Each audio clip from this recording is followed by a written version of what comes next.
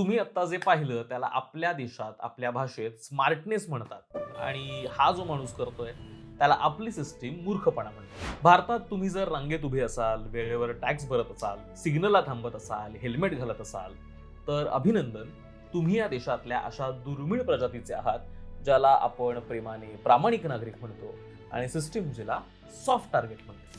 आज आपण अशा एका महत्त्वाच्या आणि मजेशीर विषयावर बोलणार आहोत.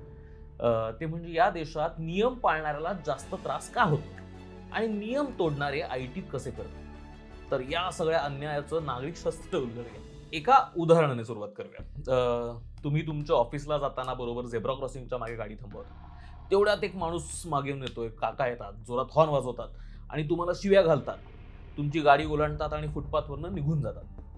किंवा पार्किंगचं बघा, तुम्ही अर्धा तास फिरून पीएन पार्क कुठे आहे हे शोधता, तिथे 50 रुपये भरता, गाडी लावता आणि तुमचा शेजारी तो थेट नो पार्किंगच्या बोर्डाखाली गाडी लावतो.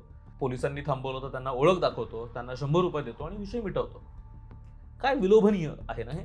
सिस्टीमला माहिती आहे की तुम्ही सज्जन आहात, तुमच्याकडे गाडीची सगळी कागदपत्र आहेत म्हणून पोलीस तुम्हाला अडवून पीयूसी मागू शकतात. पण ज्याच्या गाडीला नंबर प्लेटच नाहीये आणि जो विरुद्ध दिशेने येतोय त्याला अडवायला सिस्टीम घाबरते. कारण नियम मोडणाऱ्यांकडे माज असतो आणि पाळणाऱ्यांकडे फक्त पावती असते. टॅक्स भरणाऱ्यांचं मौलिक छळ. आता येऊया खऱ्या दुखण्यावर.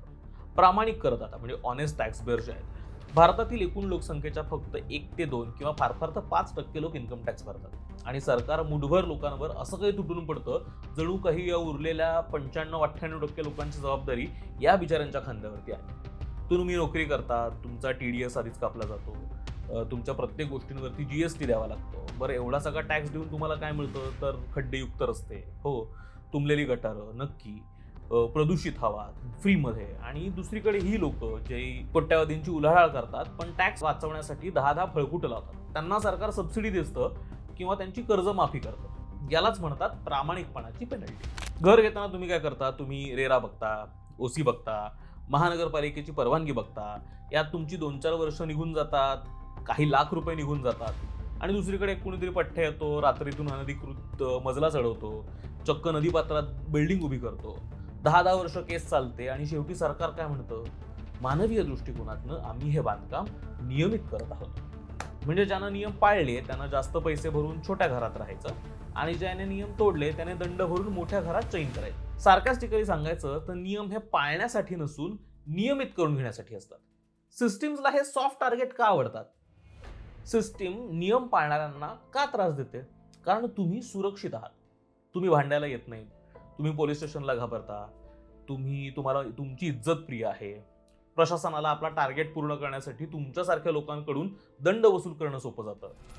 ज्या दिवशी एखादा गुंड, राजकीय वरदहस्त असलेला माणूस नियम तोडतो तेव्हा सिस्टीमचे कायदे मऊ पडतात. म्हणून भारतात प्रामाणिक असणं हा नैतिक गुण राहिला नसून तो एक महागडा छंद झालाय. मग प्रश्न उरतो की आपणही नियम तोडायचे का? मुळीच नाही. कारण ज्या दिवशी आपण नियम तोडायला लागू त्या दिवशी हे शहर, हा देश जंगल बनेल.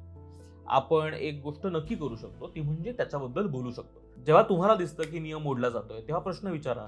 डायरेक्ट विचारता येत नसेल, भीती वाटत असेल तर नगरसेवकाला सांगा, फोटो काढा, पोलिसांना दाखवा, सरकारला जाब विचारा. मी नियम पाळतोय मग मला सोयी सुविधा का मिळत नाहीत? तुमच्या सोबत असं कधी घडलंय का? तुम्ही नियम पाळला का आणि उलट तुम्हालाच फटका बसलाय? या सगळ्या गोष्टी आम्हाला खाली कॉमेंट्समध्ये सांगा. हा व्हिडिओ तुमच्या मित्राला पाठवा जो अजूनही सिग्नलला प्रामाणिकपणे थांबतो. नागरिकशास्त्राला सबस्क्राईब करायला विसरू नका. प्रामाणिक रहा. धन्यवाद. जय हिंद, जय महाराष्ट्र.